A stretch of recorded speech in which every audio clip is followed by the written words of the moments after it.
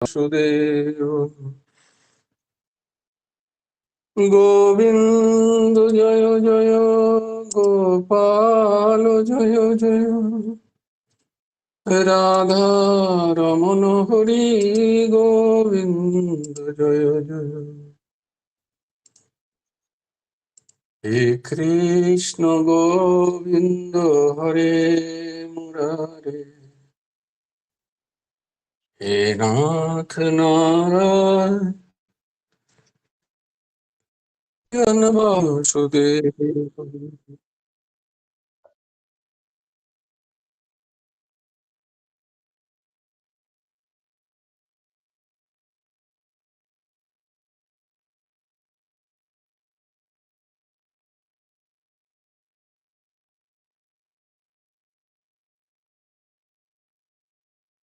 কিরে নেট চলে গেল নাকি রে? না না আমার গেছে দিদি। ও আচ্ছা আচ্ছা।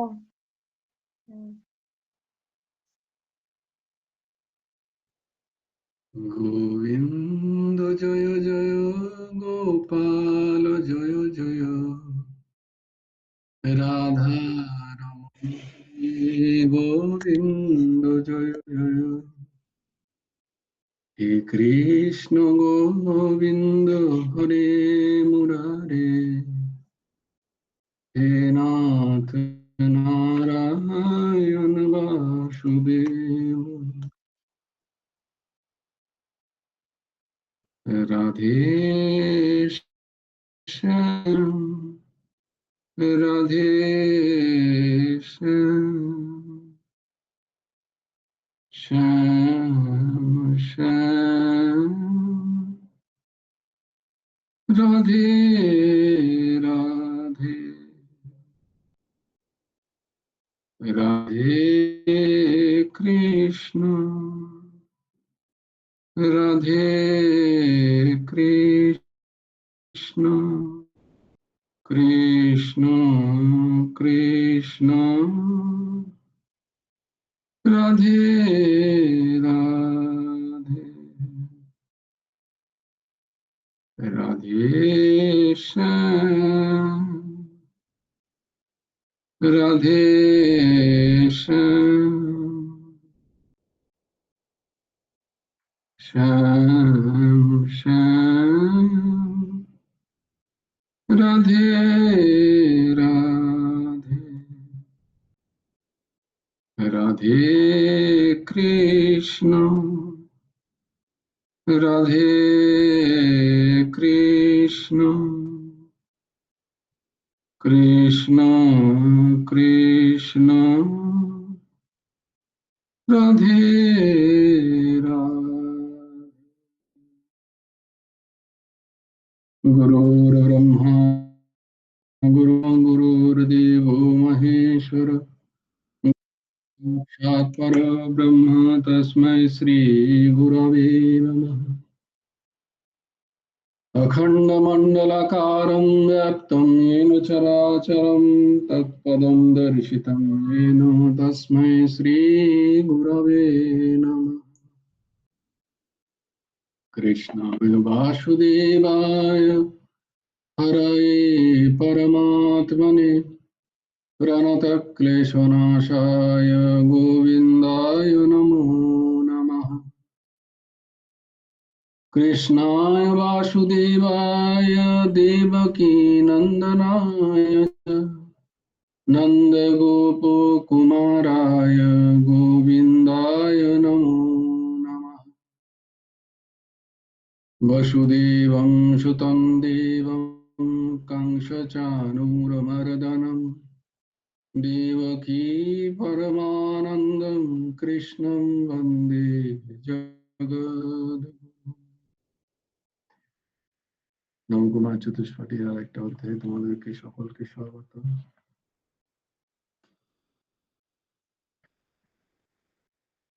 ধর্মক্ষেত্রে কুরুক্ষেত্রে সমবেতায়ুৎসব। হ্যাঁ, হাত না তুললেই দাস সেবাতে সঙ্গে সঙ্গে। না বলো মমিতা। জয় গুরু রাধেশ্যাম। পূর্জাসে একটু শেয়ার করে দে। জয় গুরু রাধেশ্যাম। ধর্মক্ষেত্রে কুরুক্ষেত্রে সমবেতা যুযুৎসব মামকাঃ পাণ্ডবাশ্চৈব কিং কুর্বত সঞ্জয় যত্র যোগেশ্বরঃ কৃষ্ণ যত্র পার্থ ধনুর্ধর তত্র শ্রী বিভূতির্ধুবা নীতির্মতি মম যদা যদা হি ধর্মস্য গ্লানির্ভবতি ভারত অভ্যুত্থাनं তদাত্মাनं সৃজাম্যহम् পরিত্রাণায় সাধূনাং বিনাশায় চতুষ্কৃতम् ধর্ম সংস্থাপনার্থায় সম্ভবামি যুগে যুগে কর্মণ্যেবাধিকারস্তে মা ফলেষু কদাচন মা কর্মফল হেতুর্ভু মা তে সঙ্গস্ত কর্মাণি যোগস্ত কুরু কর্মাণি সংযুক্তা সিদ্ধা সিদ্ধ সমভূতা সমতাঙ্গ উচ্যতে বিহায় কামনা সর্বান পুনশ্চরিত নিষ্প্রিয় নির্মম নিরহংকার সশান্তিমধিগচ্ছতি তমেব শরণং গচ্ছ সর্বভাবেন ভারত তৎপশ্চাৎ পরম শান্তিম স্থাनं প্রাপ্স্যসি শাশ্বতम् তদ্বিদ্ধি প্রণিপাতেন পরিপোষণেন সেবায়া উপদেক্ষ্যন্তি তে জ্ঞানম জ্ঞানিন তত্ত্বদর্শিনা শ্রদ্ধাবানম লভতে জ্ঞানম তৎপর সংযতীন্দ্রিয় জ্ঞানম লব্ধা পরম শান্তিম অচিরেণ অধিগচ্ছতি কার্পণ্য দোষ অপহত স্বভাব পিচ্ছামি ত্বাম ধর্ম সঙ্গ মুরোচ্যেতাঃ যস্যরে সন্নিশ্চিত্তং পুরোহিতান্মে শিষ্যস্তেহং সাধিমাং ত্বং প্রপন্নম সর্বধর্ম পরিত্যাজ্য মামেকং শরণং ব্রজ অহং ত্বা সর্বপাপেভ্যো মোক্ষয়িষ্যামি মা শুচഃ চঞ্চলং হি মনঃ কৃষ্ণ প্রমাথি বলবর্ধোদিরং তস্যাহং নিগ্রহং মন্যে বায়োরিব সুদুষ্করম অসংশয় মহাবাহো মনো দুর্নিগ্রহং চলম অভ্যাসেন তু কৌন্তেয় বৈরাগ্যেন চ গৃহতে পত্রং পুষ্পং ফলম তোয়ম ইয়ো মে ভক্তা প্রয়োজ্যতি তদহং ভুক্তং প্রহিতম অশ্নামি প্রয় আত্মনঃ যৎ করোষি যৎ স্নাসি যজ্জোষি দদাসি যৎ তপস্যাসি কৌন্তেয় তৎ কুরুষ্ব মদর্পণম অনন্য চিন্তয়ন্ত মাম ये जना উপরিপাসতে তেষাং নিত্যং অভিযুক্তানাং যোগেক্ষমং বহমহম অপি চেতো সুদুরাচারো ভজতে মাম অনন্যভাগ সাধুরেব সমতব্য সমগ্র ব্যবসিত হি স জয় গুরু রাধেশ্যাম। জয় গুরু রাধে, জয় গুরু রাধে। বাহ,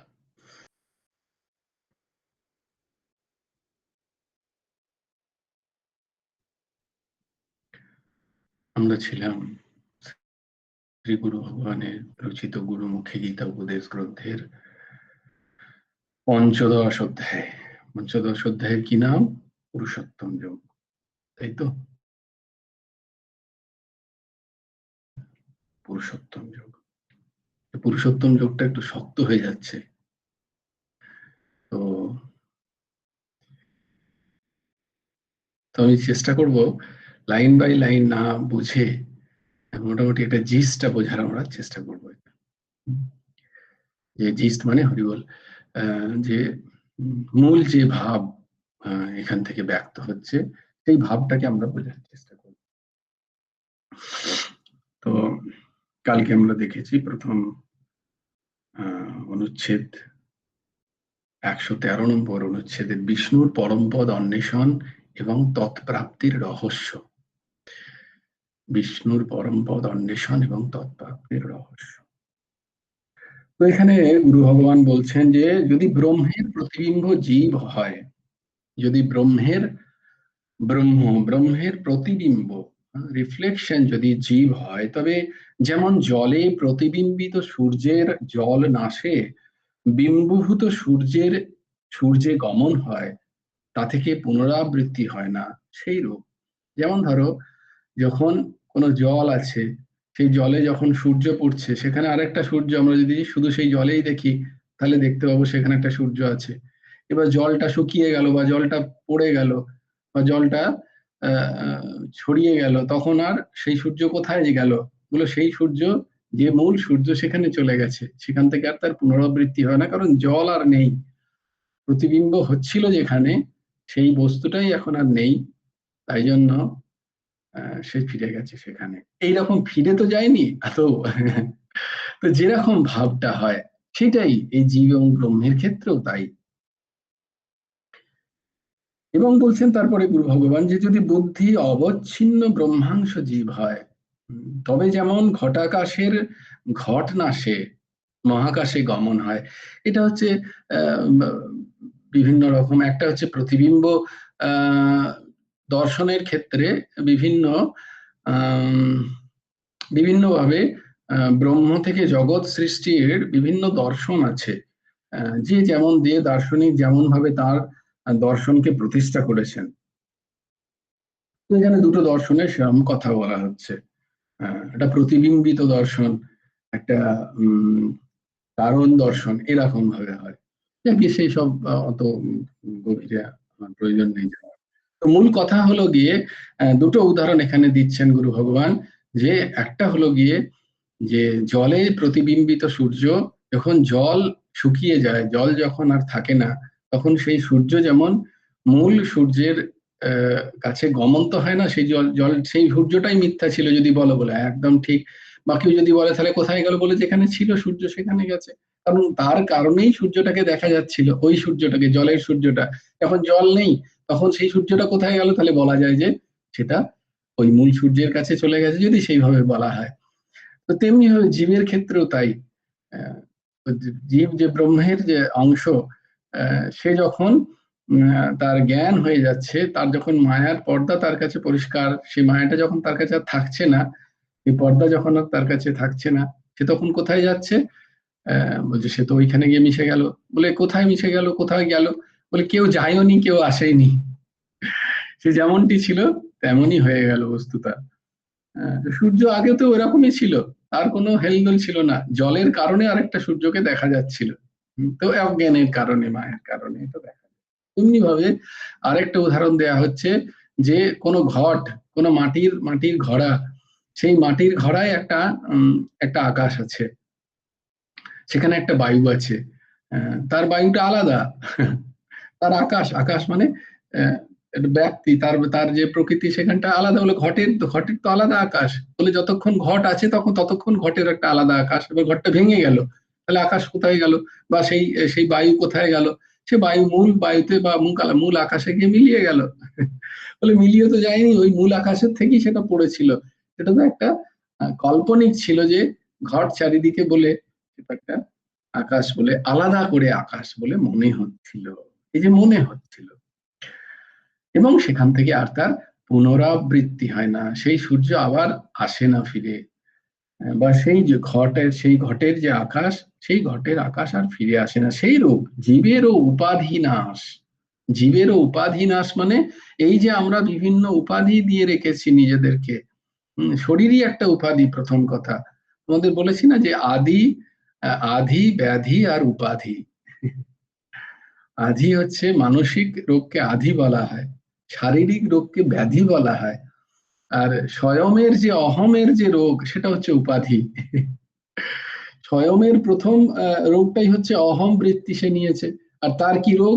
না, সে নিজেকে চিনতে পারছে না অহম করে, আর সে পাকা আমিকে চিনতে পারছে না, কাঁচা আমিকে সে উপাধি অর্পণ করছে নিজের প্রতি, সে উপাধি দিচ্ছে নিজেকে, আমি স্ত্রী, আমি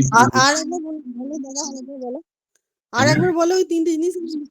ও আধি, আধি হচ্ছে মানসিক, মানসিক যে রোগকে তাকে বলে আধি। অধয়স্যই আধি, আধি, আধি, ব্যাধি। ব্যাধি তো জানিস যে শরীরের যে রোগ, মানসিক রোগকে আধি বলা হয়, শরীরের রোগকে ব্যাধি বলা হয়, আর অহমের রোগকে বা স্বয়ের রোগকে বা নিজের সেই জীবাত্মার যে রোগ, সেই রোগ যে ধরে রেখেছে, সেটা হচ্ছে উপাধি। সেটা উপাধি। কিরকম উপাধি? না পারমার্থিক অর্থে উপাধি হচ্ছে আমি স্ত্রী, আমি পুরুষ, আমি নিজেকে শরীর ভেবে নিয়ে আমি তাতে একটা উপাধি করেছি, আমি সুখী, আমি দুঃখী, আমি গরিব, আমি বড়লোক, আদি আদি সমস্ত উপাধি সে নিজেতেই নিজে আরোপ করেছে। তাই বলছি সেই উপাধিগুলো যখন তার নাশ হয়, উপাধি নাশে নিরুপাধি স্বরূপ, সে যখন তার নিজের স্বরূপটাকে চিনতে পারে, স্বরূপের বিস্মৃতি হয়ে গেছে না আমাদের, জীব যখন তার স্বরূপটিকে চিনতে পারে, বলছি না ওই যে আমাকে চেনা, নিজেকে চেনা, তো নিজের স্বরূপটাকে চেনা, সে তো নিজের স্বরূপটা ভুলে গেছে, তাই জন্য নিজেকে সে একটা উপাধি দিয়ে রেখেছে, সেই উপাধির চক্করেই সে বিভিন্ন রকম কর্ম করছে, আর সেই কর্মও ভাবছে সে সেই উপাধির সাথে যুক্ত করে দিচ্ছে, আর তার ফলভোগ সে নিজেই করছে। বলে উপাধি যখন নাশ হয়ে যায় তখন নিরুপাধি, যে উপাধি তার স্বরূপে নেই, তার ক্যারেক্টার এটা নয়, তার গুণ এটা নয়, সে নিরুপাধিক, তার মধ্যে কোনো উপাধি নেই। তাই যখন এরকম হয়ে যায় তখন আর সে আর তখন তাকে যদি বলা হয় তুমি তো এরকম ছিলে, বলে না না আমি কোনোদিনই ওরকম ছিলাম না, তখন সে আর ফিরে আসে না উপাধিতে। তার যখন এটা বোধ হয়ে যায়, নিজের স্বরূপের বোধ হয়ে যায়, তা থেকে অনাবৃত্তি, তার থেকে অনাবৃত্তি আর হয় না। অনাবৃত্তি মানে আবার আবৃত্তি, আবৃত্তি উল্টোটা হচ্ছে অনাবৃত্তি। আবৃত্তি মানে বারবার ঘটাকে আবৃত্তি বলে, আবৃত্তি করো, আবৃত্তি মানে কি বারবার সেটাকে বলো, এটা কি বলে আবৃত্তি। আবৃত্তি করো বলে না, আবৃত্তি করবে, আবৃত্তি করো মানে বারবার বলে কি আবৃত্তি বলে, বারবার পুনরায় ফিরে ফিরে আসা, এটাকে আবৃত্ত বলে। আর যেটা ফিরে না এলো সেটা হচ্ছে অনাবৃত্তি। উপচার বশত, উপচার বশত এটা আর হয় না, কারণ জীব ও ব্রহ্ম বস্তুত হয় একই। সেই ভগবান এবং তার যে সৃষ্ট যা বস্তু সব তো একই, বস্তুত অজ্ঞানের কারণে কেবল ভ্রম বশত, ভ্রম বশত, এটা ভ্রম, এই ভেদ জ্ঞান হয়ে থাকে, ভ্রম বশত এই ভেদ জ্ঞান। তাহলে এই যে ভেদ জ্ঞান হচ্ছে এটার কারণ হচ্ছে ভ্রম, আর কিছুই নয়। এটার কোনো কারণ নেই, এটা আমারই ভ্রম, এটা আমারই মিথ্যা কল্পিত, এটা একটা কল্পনা, ভেদ, ভ্রম, ভ্রম তো সেটাই হয় না, আমার ভ্রম হয়ে গেছিল, ভুল হয়ে গেছে, আমার ভুল হয়ে যাচ্ছে, এটা কি ভ্রম বলে, তাই না? তুমি ভ্রমিত হয়ে গেছো, ভুলে হারিয়ে গেছো রাস্তা, তাই ভ্রম বলে, ভ্রমিত হয়ে যাওয়া, তো এটা ভ্রম, এই ভ্রমটাকে মেটাতে হবে। উপাধি নিবৃত্ত হইলে ভ্রম থাকে না বলে, যখন উপাধি নিবৃত্ত হয়ে যায়, যখন স্বস্বরূপকে চিনে যায় জীব, যখন জীব তার নিজের স্বরূপটাকে চিনে যায় ঠিক ঠিক করে, তখন আর সে তার নিজেতেই নিজেই ভেবে যাবো বলে এসব তো আমি আমাকে, এইগুলো তো সব আমি আমাকে ভেবে নিয়েছিলাম, এইসব উপাধি তো আমি আমাকে দিয়েছি, আমার মধ্যে তো এগুলো কিছু ছিল না। তখন এই যখন ভ্রম তাকে তার থাকে না, তখন তার মধ্যে আর ভেদ জ্ঞানও থাকে না, তার মধ্যে অভেদ জ্ঞান তৈরি হয়, তার সেই ব্রহ্ম এবং তার মধ্যে জীবের মধ্যে সে অভেদ দেখতে পায়। সুষুপ্তিকালে এটা কখন হচ্ছে না, সুষুপ্তিকালে খানিকটা অনুভব হয়, আমরা কালকে দেখলাম যে আমাদের তিনটে দশা হয়, জাগ্রত, স্বপ্ন এবং সুষুপ্তি, এটাকে অবস্থাত্রয় বলা হয়, জীবের অবস্থাত্রয়, এটা বেদান্তের একটা বিচার বস্তু, অবস্থাত্রয় বিচার, পঞ্চকোশ বিচার, এগুলো সব বেদান্তের বিষয়, ওগুলো তো অত ভেতরে আমরা যাচ্ছি না। জীবের অবস্থা ত্রয় সুষুপ্তি, হ্যাঁ, কি বললে? জীবের অবস্থা ত্রয় সুষুপ্তি কাল মানে কি কি? কালকে বলেছিলাম না জীবের তিনটে অবস্থা হয়, অবস্থা ত্রয়, অবস্থা তিনটে, তিনটে, একটা হচ্ছে জাগ্রত, একটা হচ্ছে স্বপ্ন, আর একটা হচ্ছে সুষুপ্তি, এই তিনটে অবস্থা। এই সারাদিনে তোমার তিনটেই অবস্থা হয়, নয় তুমি জাগ্রত থাকো, না হলে ঘুমিয়ে গেলে স্বপ্ন দেখবে, আর না হলে ডিপ ঘুম, সেখানে স্বপ্নও নেই।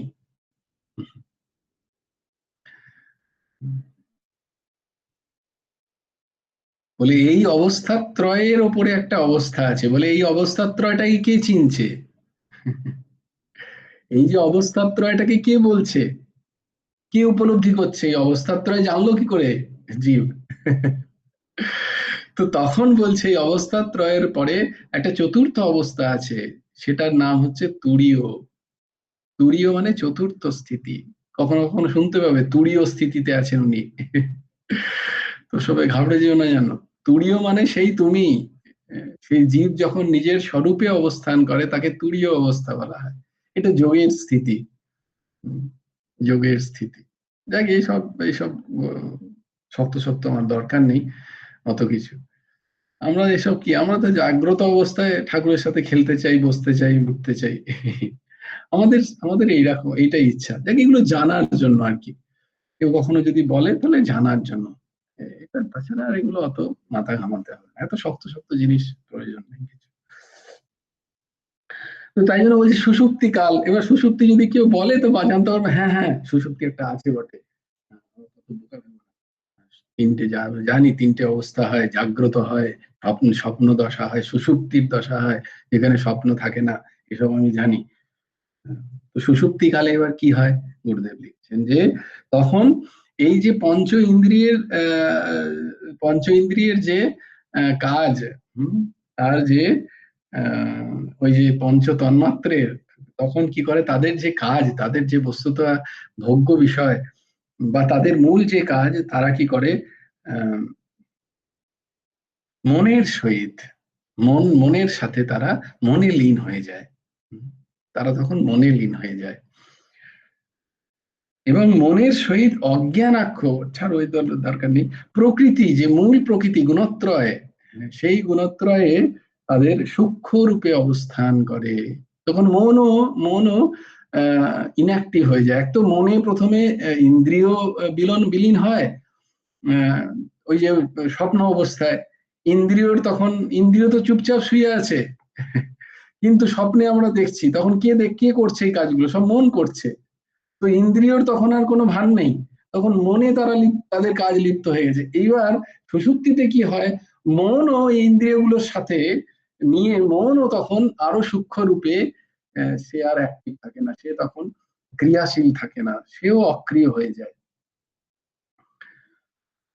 তো তাই জন্য বলছে যে সুষুপ্তিকালে এই অবস্থা থাকে, কিন্তু তারা কিন্তু অজ্ঞানাক্ষ, কারণ তাদের আমার জ্ঞান হয়নি এখনো, আমি তাকে বুঝতে পারছি না এটা, যে আমার ইন্দ্রিয়ের এই সমস্ত বিষয়গুলো মনে চলে গেছে, মনও তখন আর কাজ করছে না, এটা আমার তখন বোধ নেই, এটা অজ্ঞান হিসাবে আমি অবস্থাত্রয় নিজেকে তৈরি করে নি, হয়ে গেছে সুষুপ্তি। স্বপ্ন অবস্থা আমি ইচ্ছা করে ডেকে আনিনি, ও তো হয় নিদ্রাতে। তো নিদ্রা তাই জন্য, যেহেতু তমগুণী স্থিতি, তাই বস্তুত কি বলে স্বপ্নিক দশা এবং যে সুষুপ্তির যে দশা, সেখানে সেই অনুভূতিটা তো আছে, কিন্তু সেই অনুভূতিটা অজ্ঞানের কারণে, নিদ্রা হচ্ছে অজ্ঞানের বিষয়, তাই অজ্ঞানের কারণে বলে সেখান থেকে আমার জ্ঞান উৎপন্ন হয় না। এইটাই উল্টোটা হয় যখন তুমি সমাধানে যাবে, যখন তুমি সমাধিতে যাও, যখন তুমি ভগবানের সাথে পূর্ণ প্রেম রূপী যে ভক্তি, সেই ভক্তির পর্যায়ে যখন যাও, তখন ওই একই সুষুপ্তির মতোই দশা হয়। তখনও মন ইনঅ্যাক্টিভ হয়ে যায়, কিন্তু সেটা জ্ঞানও তো হয়। তাই সেই অবস্থায় গিয়ে সাধক বুঝতে পারে, টিকতে পারে। সাধু তখন জ্ঞান অবস্থায় তার সুষুপ্তি দশা হয়, দশাটা সুষুপ্তির মতোই, কিন্তু সুষুপ্তি দশাটা অজ্ঞানকৃত। তো সুষুপ্তিরও পরে ওই জন্য আরেকটা দশার কথা বলা হচ্ছে, যেটা তুরীয়, যেটাকে তুরীয় বলা হচ্ছে, যেখানে সুষুপ্তিকেও দেখা যায় দ্রষ্টা স্বরূপ। আর সুষুপ্তির মতোই দশা, সবকিছু ইনঅ্যাক্টিভ হয়ে যায়। অর্ঘ বাবা বলো। এখনই বললে যে আমাদের স্বপ্নটা হয় যে অজ্ঞানের একটা বিষয়, তাহলে অনেকে বলে যে স্বপ্নে আমরা গুরুদেবকে দেখছি, হ্যাঁ সাধু নিশ্চয়ই। মহাত্মাদেরকে দেখছি, ভগবানকে দেখছি, ওইটাও কি তাহলে ওইটা কি অজ্ঞানের না, না, নয়।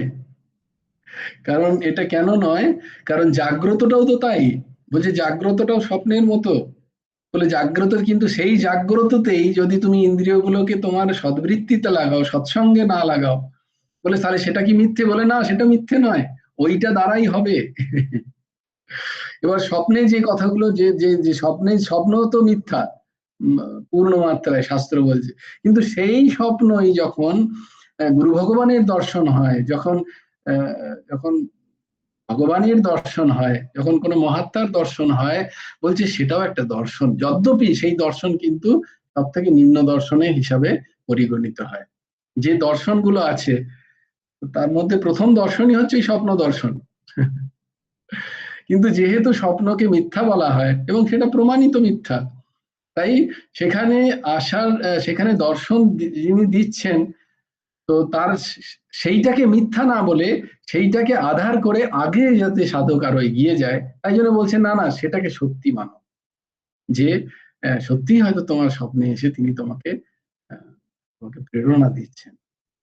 তাই সেই দর্শনকে সব থেকে নিম্ন দর্শন বলা হয়। ভগবত দর্শনের ক্ষেত্রে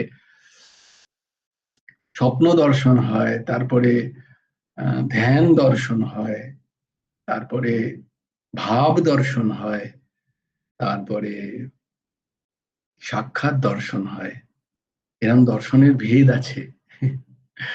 তো স্বপ্ন দর্শনকে তাই জন্য সব থেকে নিম্ন দর্শন হিসেবে ধরা হয়, কারণ হচ্ছে ওইটা, কারণ স্বপ্ন বেসিক্যালি হচ্ছে স্বপ্নই তো, স্বপ্নটা হচ্ছে ভ্রান্তি, স্বপ্নটাও একটা ভ্রম, কারণ এই জাগ্রত অবস্থায় আমরা যা দেখছি ও স্বপ্ন স্বরূপ।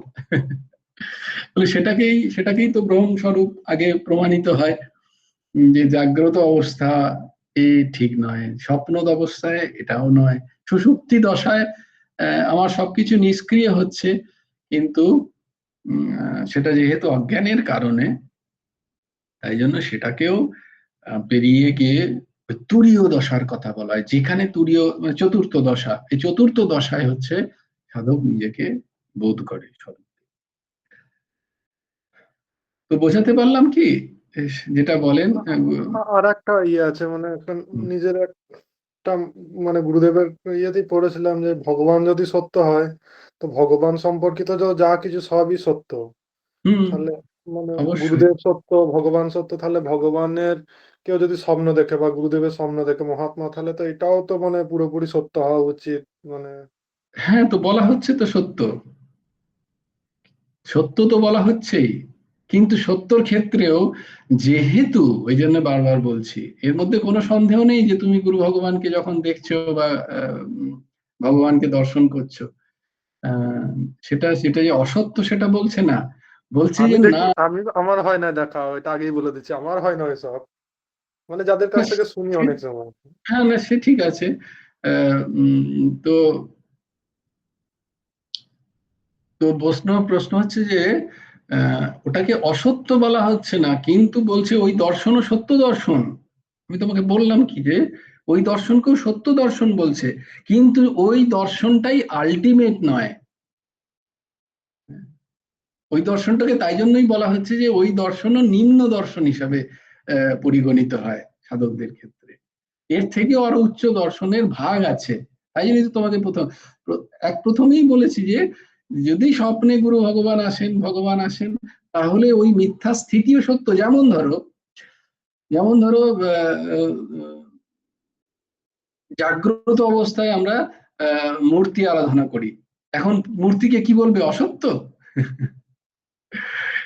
তো আমরা তো সেটাকে সত্য হিসাবেই আমরা সাক্ষাৎ, যদি অসত্য বলো তাহলে মানে ভক্তি মার্গে টিকে থাকা মুশকিল। জ্ঞান মার্গে ওরা কেউ মানে না মূর্তি পুজো, বলে বেদে মূর্তি পুজো নেই, সব মাঝে মাঝেই বলে, দেখবে এই নিয়ে বিশাল মারামারি ঝগড়াঝাটি আছে। তো বলে আমাদের ভক্ত তো আমাদের সেই সব চায় না, আমরা তো যুগল কিশোরের ওই মূর্তি দেখেই আমাদের স্ফুরণ হয় সবকিছু, আমরা সেটাকে কি করে অসত্য বলি? সেটাকে আমরা কি করে? কিন্তু আবার ধরো যখন আমরা ওই একই ভক্তি মার্গের বেদান্তে যাচ্ছি, তখন নাম রূপকে আমরা বলছি যে নাম রূপটাও সেক্ষেত্রে অসত্য। এবার কোন নাম রূপ অসত্য নয়? না, যেটা ভক্তেচ্ছয় প্রাপ্ত সুচিন্ত বিগ্রহ, ভগবানের নাম রূপ অসত্য নয়, আমরা সেটা প্রমাণ করছি। তো এইভাবে বুঝতে পেরেছো? সেটাই যখন ইন্দ্রিয় ভোগ্য বিষয় হচ্ছে, সেটাকে অসত্য বলে দেওয়া হচ্ছে, যখন সেটা ইন্দ্রিয় ভোগ্য বিষয়। আর সেটাই যখন অতীন্দ্রিয় ভোগ্য বিষয় হচ্ছে, তখন সেটাকে সত্য হিসাবেই পরিগণিত করে আরো আগের দিকে যাওয়ার ইঙ্গিত দেওয়া হয়। বোঝাতে পারলাম? সেটা অসত্য নয়, সেটা তো সত্য। স্বপ্নে যদি তারা আসেন নিশ্চয়ই সেটা খুব একটা ভালো দর্শন, খুব ভালো দিক। হ্যাঁ, পম্পমা বলবে, বলো। হ্যাঁ, জয়গুরু রাধেশ্যাম দাদা, ওই বলছিলাম যে বললে যে ভাব দর্শন, তো ওইটা জানতে চাইছিলাম যে ভাব দর্শনটা কিরকম হয়। ও হ্যাঁ, এটা ভাবের দর্শন হয়। ভাবেও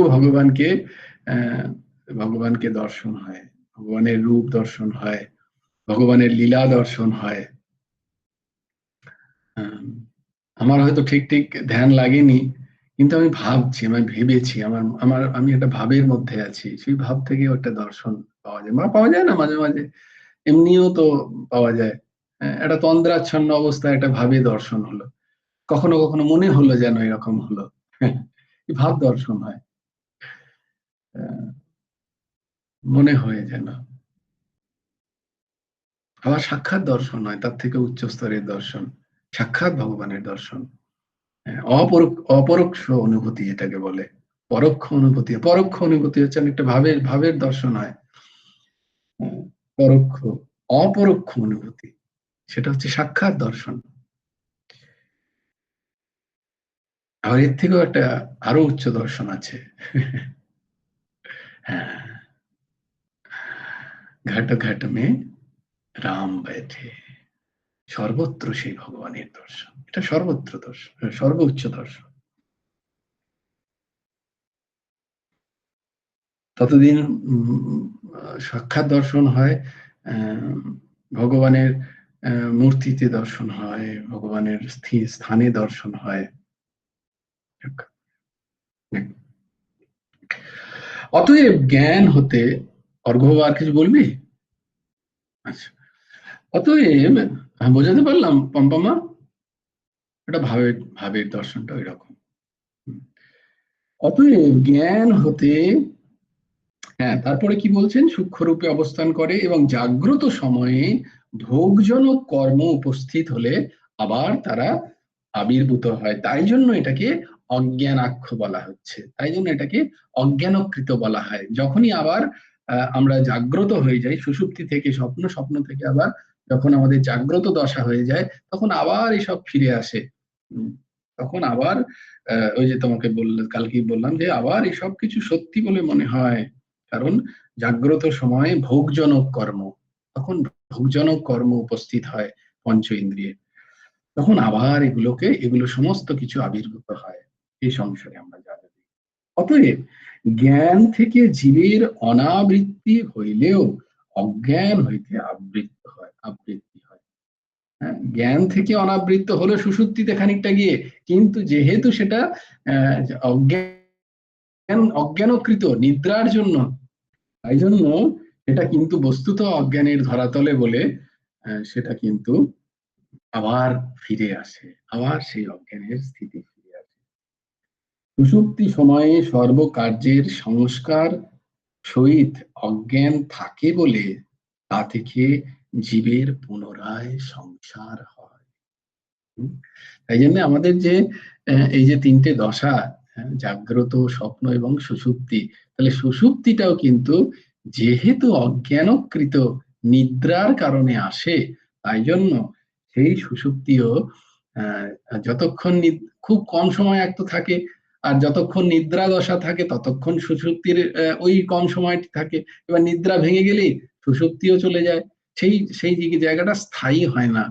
সুষুপ্তিটা স্থায়ী স্থিতি নয় বলে এটা অজ্ঞান, এটা হচ্ছে একটা ওটাকেও অসত্য আখ্যা দেওয়া হয়, ওটা অসত্য। তাই ওই সুষুপ্তি দশা অজ্ঞানকৃতই বলা হয়। সুষুপ্তি দশা কিন্তু জ্ঞানদশা নয়, সুষুপ্তি দশা কিন্তু জ্ঞানের দশা নয়। জ্ঞান স্ফুরণ হলে যে দশা হয় সুষুপ্তি দশা সেটা নয়। তাই জন্য কিন্তু অনেকটা একই রকম বোধ হয়, অনেকটাই একরকম, কারণ ওই মন নিষ্ক্রিয় হয়ে যায় বলে সুষুপ্তিতেও বোধ হয়, যেমন জ্ঞানীর ধ্যানে বোধ হয়, সমাধিতে বোধ হয়, কিন্তু সেটা এক নয়। সুষুপ্তি অজ্ঞানকৃত বলে জীবের আবার পুনরাবৃত্তি হয়।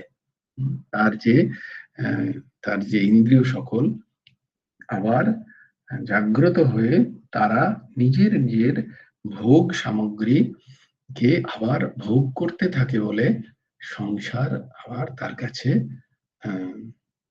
কাছে প্রতীয়মান হয়। সুষুপ্তিতে সংসার গায়েব হয়ে গেছিল, তোমাদের উদাহরণ দিয়ে দেখালাম যে সুষুপ্তিতে আমরা জানি না যে আমরা কোথায় আছি, আমি স্ত্রী না আমি পুরুষ, আমি কোন ঘরের, আমার কে আত্মীয়, কে স্বজন, পাশে যে শুয়ে আছে তার সম্বন্ধেও আমার কোনো জ্ঞান নেই। একটা ডিপ ঘুম যেটাকে বলে, গভীর নিদ্রা, তখন আমার কোনো জ্ঞান থাকে না। তো এইটাই, এরপরে এইটার যে দ্রষ্টা সেটা হচ্ছে তুমি। তো সেই বোধটা কে করলো? না, সেটা তুমি করেছো।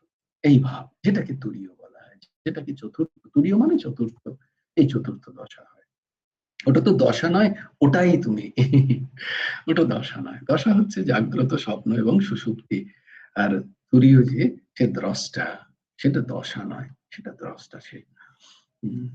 তো এইরকম ভাব। এবং ওই তুরীয় অবস্থায় যিনি জ্ঞানত সজ্ঞানে যিনি অবস্থান করেন, তিনি তখন ওই সুষুপ্তির মজাটাই পান, কিন্তু জ্ঞানত তিনি মনকে নিষ্ক্রিয় করতে পারেন। এইভাবে তার তখন আর পুনরাবৃত্তি হয় না, কারণ তার কাছে তখন আর সংসার, তার ইন্দ্রিয় তখন আর ভোগোন্মুখ হয় না, ভোগে উন্মুখ হয় না, এবং তার কাছে সংসারও আর প্রতীয়মান হয় না। সে জ্ঞানত অবস্থায়, জাগ্রত অবস্থাতেও তার কাছে সংসার মিথ্যা বোধ হয়, সংসার তার কাছে অসত্য বোধ হয়। এটাই হচ্ছে সুষুপ্তি আর সমাধির দশা, জ্ঞানীর দশা, প্রেম ভক্তির দশা। জয় জয় শ্রী রাধে, জয় জয় শ্রী সীতারাম, হর হর মহাদেব। ভজ গুরু হেমন্ত দেব রাধেশ, জপ হরে কৃষ্ণ হরে রাম, জয় গুরু রাধেশ, রাধেশ্যাম রাধেশ্যাম, শ্যাম শ্যাম রাধে রাধে, রাধে কৃষ্ণ